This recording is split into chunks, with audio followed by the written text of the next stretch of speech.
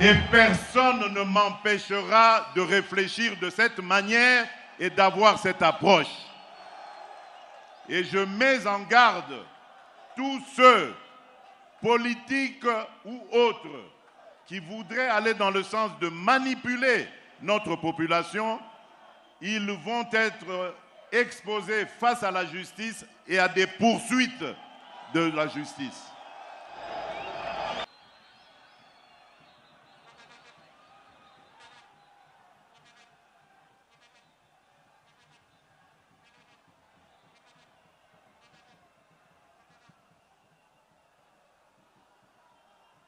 Batoto ya Lubumbashi, jambo yenu. Jambo tena. Aksanti sana. Aksanti sana pour la mobilisation de Bana Lubumbashi. Aksanti sana. C'est toujours un grand bonheur de venir dans cette ville et de vous rencontrer, mes chers compatriotes. Avant toute chose, je voudrais d'abord vous remercier, comme je l'avais promis lors de la campagne électorale, vous remercier pour la confiance que vous avez voulu me renouveler. Vous vous souvenez que lors de la campagne, j'avais pris 6 engagements. Et le premier engagement était surtout pour la jeunesse. Je m'étais engagé à créer des millions d'emplois pour les jeunes.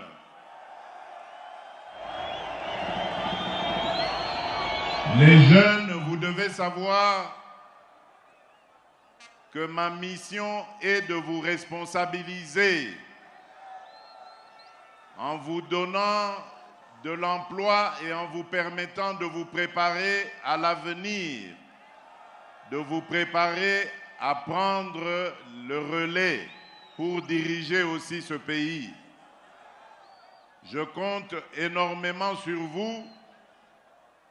Voilà pourquoi, dans les mois qui vont venir, vous verrez arriver ici toutes les institutions que nous avons créées, qui sont déjà en activité à Kinshasa et qui vont être transférées ici dans les provinces pour être proches de la jeunesse et pouvoir donner ainsi leur accompagnement dans tous les projets et toutes les initiatives des jeunes entrepreneurs pour les accompagner dans leur parcours. Nous tenons énormément à rapprocher ces agences, ces institutions de la population parce que nous connaissons l'ingéniosité qu'il y a en chacun des jeunes Congolais. Et donc nous devons vous aider à créer vos propres entreprises et à vous accompagner pour avoir accès au crédit et pouvoir ainsi réaliser vos ambitions. Le deuxième engagement était par rapport à la sécurité. Mes chers amis, mes chers compatriotes, notre pays est en danger. Le danger qui nous guette vient officiellement de nos voisins, dont particulièrement un que vous connaissez très bien. Mais ces voisins trouvent des relais à l'intérieur de notre pays et parmi nos compatriotes. Ce sont des traîtres qui ont accepté de vendre leur âme au diable.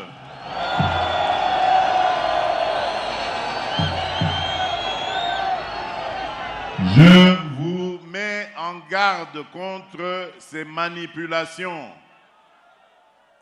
Ce sont des gens dangereux qui n'ont aucune vision pour le pays et qui comptent sur la déstabilisation de la République démocratique du Congo pour enfin pouvoir ramasser les morceaux des Congolais.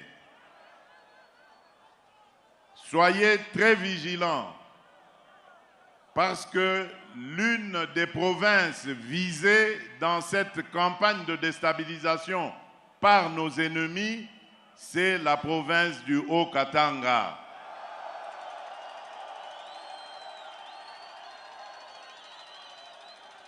Ils vous considèrent comme des moutons qu'ils peuvent venir manipuler à leur guise.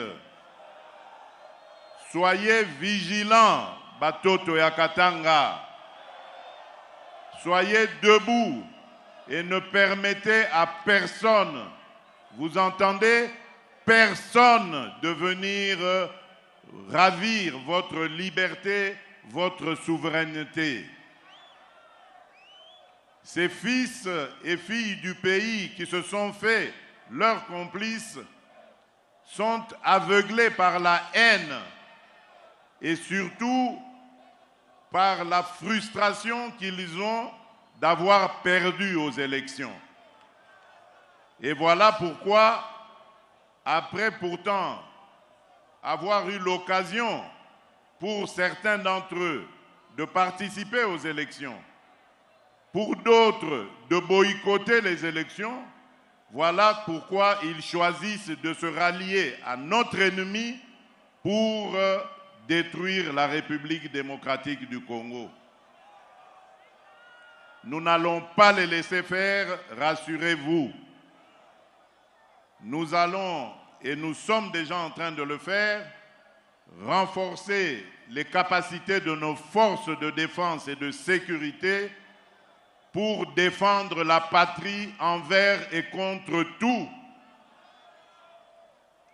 J'en profite donc pour dire aux jeunes gens qui seraient intéressés par la carrière de militaire ou la carrière de policier de pouvoir s'engager sans hésiter. Toutes les mesures sont prises pour accueillir les jeunes gens qui voudraient embrasser ces deux carrières-là. Vous serez honorés par la République, vous serez pris en charge par la République. Nous avons commencé un travail au niveau de notre armée et de notre police qui consiste à nettoyer tout ce qui a été mal fait pour redonner une belle image à ces deux institutions qui sont essentielles dans la défense de la patrie. Donc je vous invite, jeunes gens, à vous engager dans ces deux institutions. La troisième chose, le troisième engagement que nous avons pris devant vous, c'était d'améliorer le pouvoir d'achat. Partout où je vais, je suis interpellé par notre population qui crie toujours « dollar, dollar, dollar, dollar ».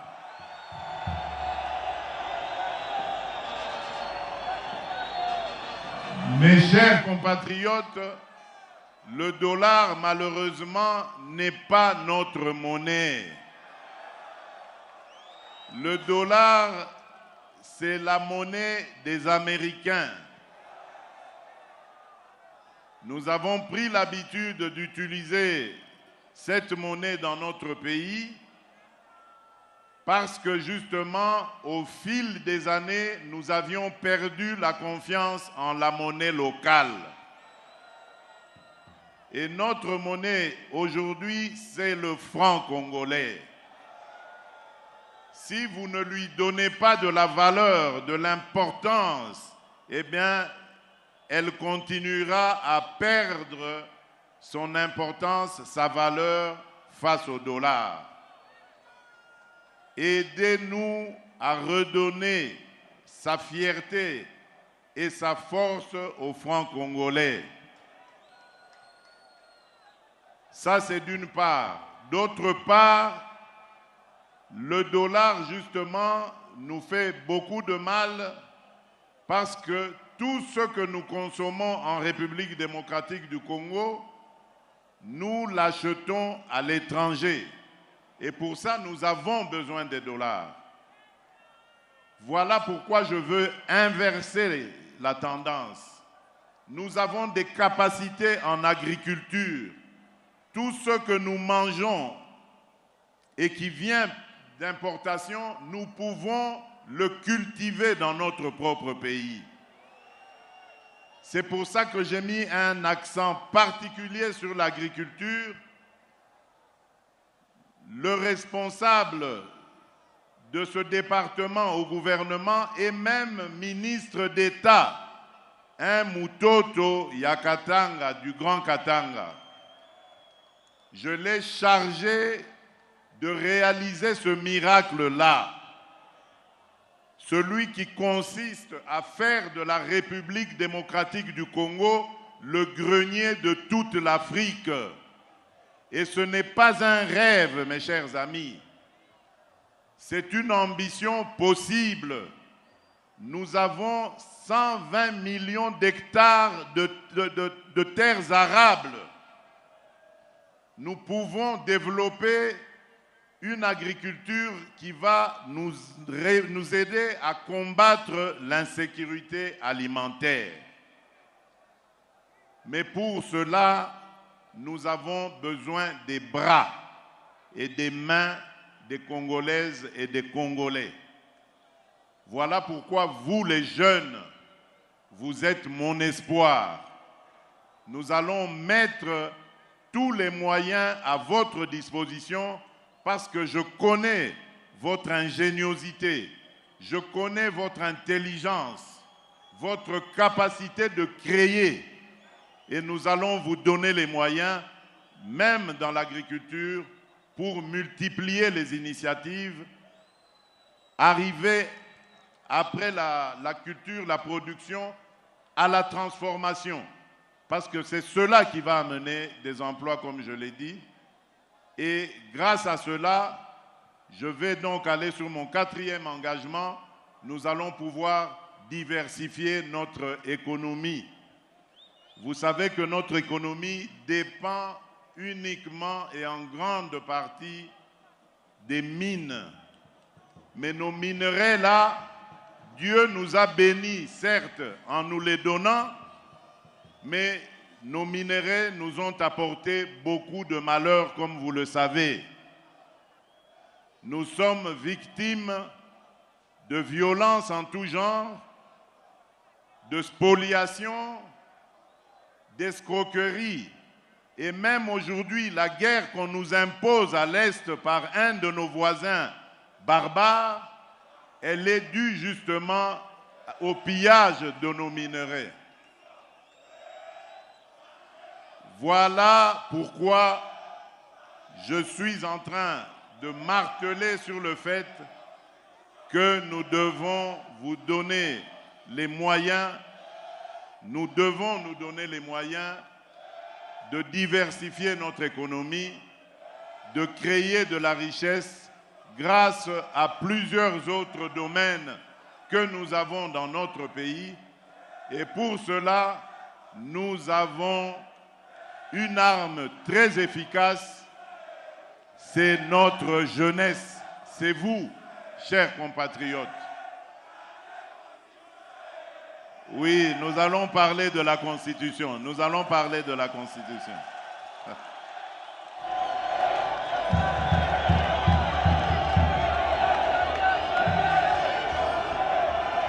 Batoto ya Katanga, jambo yenu. Jambo tena. Voilà. J'ai entendu changer constitution. Je vais arriver à ce point-là.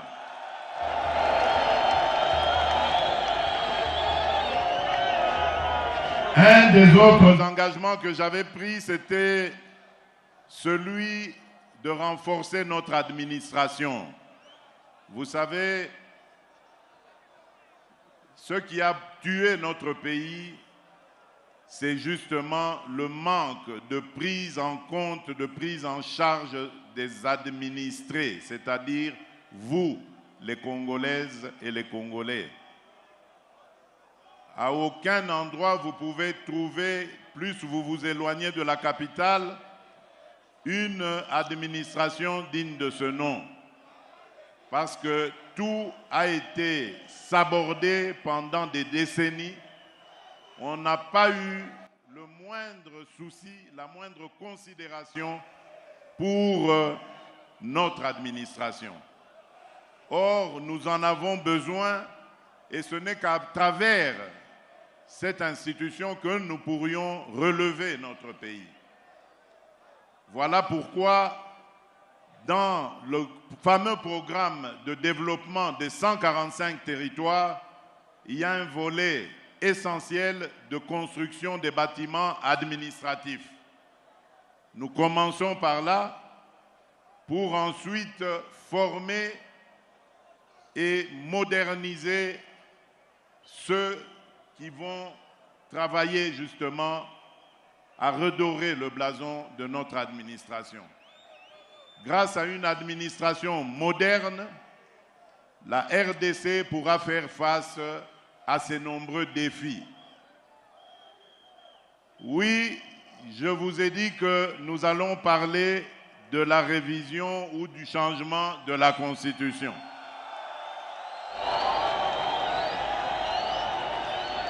Avant cela, permettez-moi de dénoncer la manipulation et le danger de certains discours qui sont même prononcés par des personnes qui normalement devraient être au milieu du village.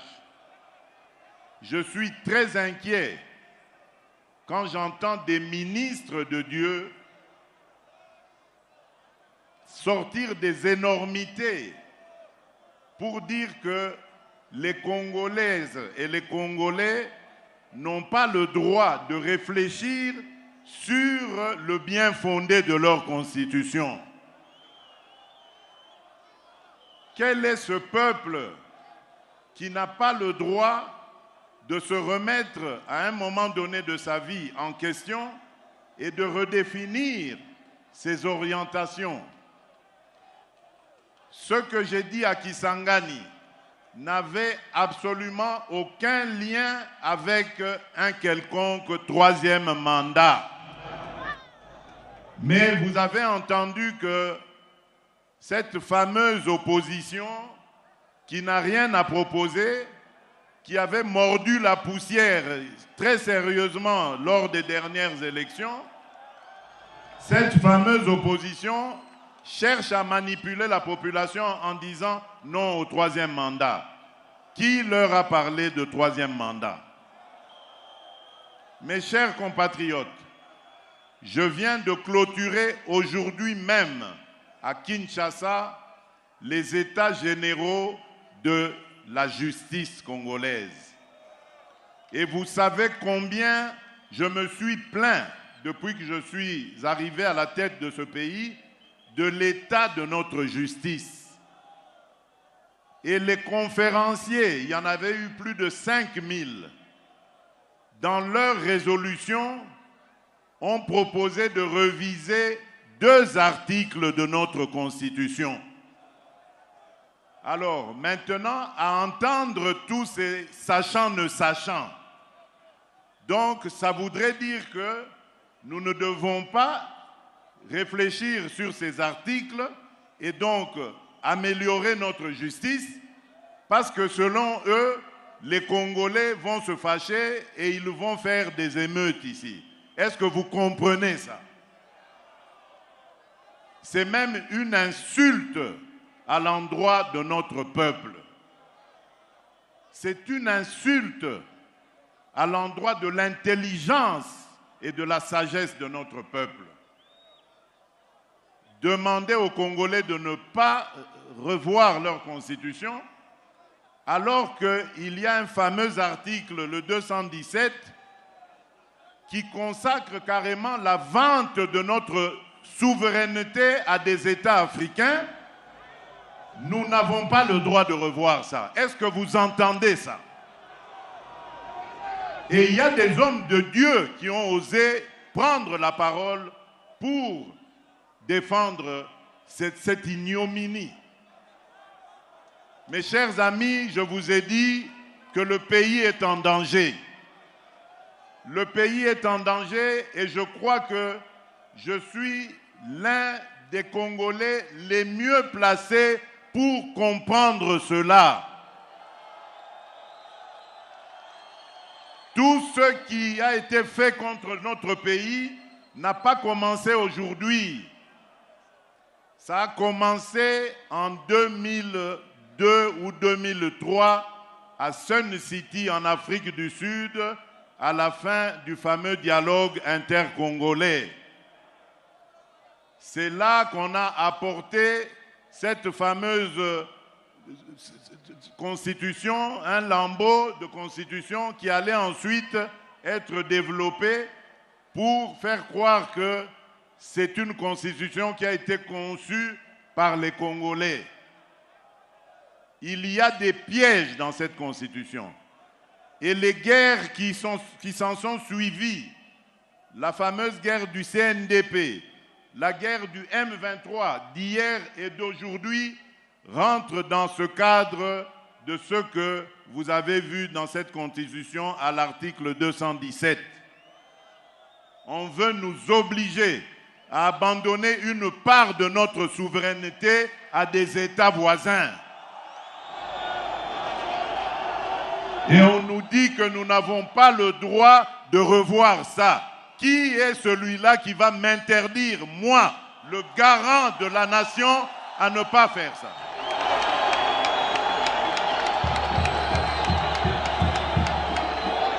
Je vous confirme encore ce que j'avais dit à Kisangani. L'année prochaine, je vais réunir une commission de Congolaises et de Congolais bien pensants qui sont issus de plusieurs disciplines et dont l'objectif sera de revoir cette constitution. Leurs propositions vous seront présentées à vous, peuple congolais, d'abord à travers vos élus, et si cela est nécessaire, nous consulterons la population, le peuple congolais, pour qu'il décide de lui-même s'il doit s'arrêter à la révision ou carrément aller au changement de la Constitution. Et personne, vous avez entendu, personne ne changera mon avis sur cette question. Je ne suis pas venu à la tête du Congo pour m'éterniser au pouvoir et pour faire souffrir mes compatriotes. Jamais. Tout ce que je fais, tout ce à quoi je pense, c'est au bonheur de mes compatriotes, au développement de mon pays. Parce qu'un jour, je vais devenir ex-président et je vais vivre dans ce pays auprès des miens. Je voudrais circuler dans toutes les provinces, aller et venir avec ma famille, avec mes amis et rencontrer mes compatriotes dans toute la République démocratique du Congo et en toute paix. Et c'est ça que je suis en train de préparer pour nos générations futures. Peut-être que je n'arriverai pas à tout réaliser, mais l'essentiel pour moi, c'est d'installer le pays sur de bons rails, des rails qui vont permettre au Congo d'aller tout droit vers son développement. Et personne ne m'empêchera de réfléchir de cette manière et d'avoir cette approche.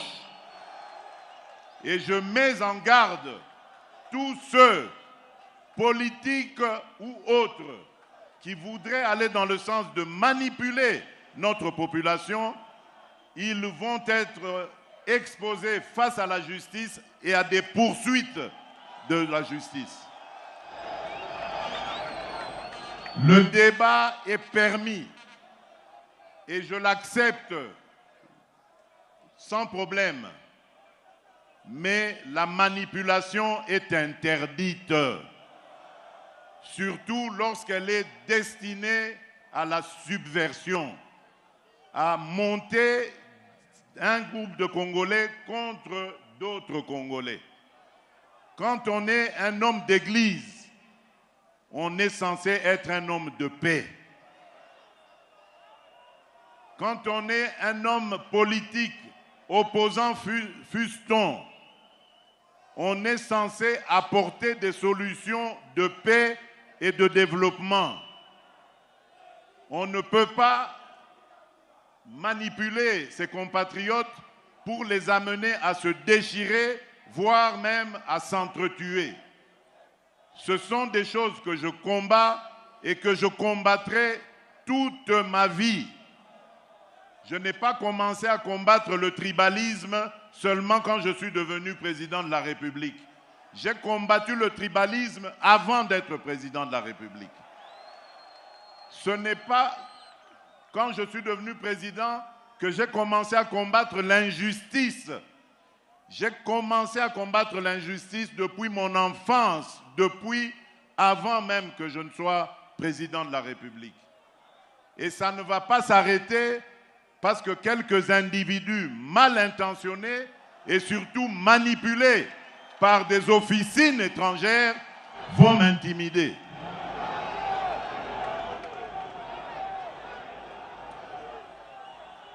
Voilà batoto ya Katanga, batoto ya Lubumbashi, batoto ya Haut-Katanga, ce que j'avais à vous dire en peu de mots.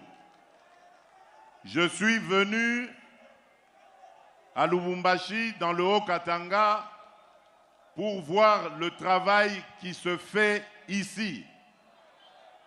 Et je dois dire, tirer un chapeau particulier au gouverneur Jacques Kiaboula.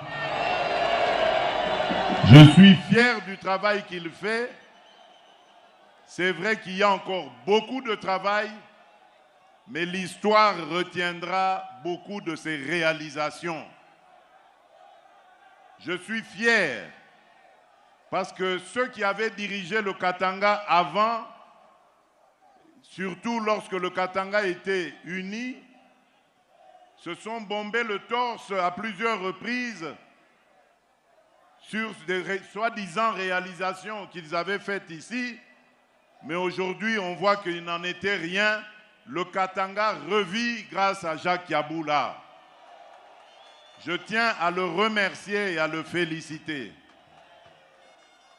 Demain, j'irai à Kipushi pour relancer les activités de l'entreprise Kiko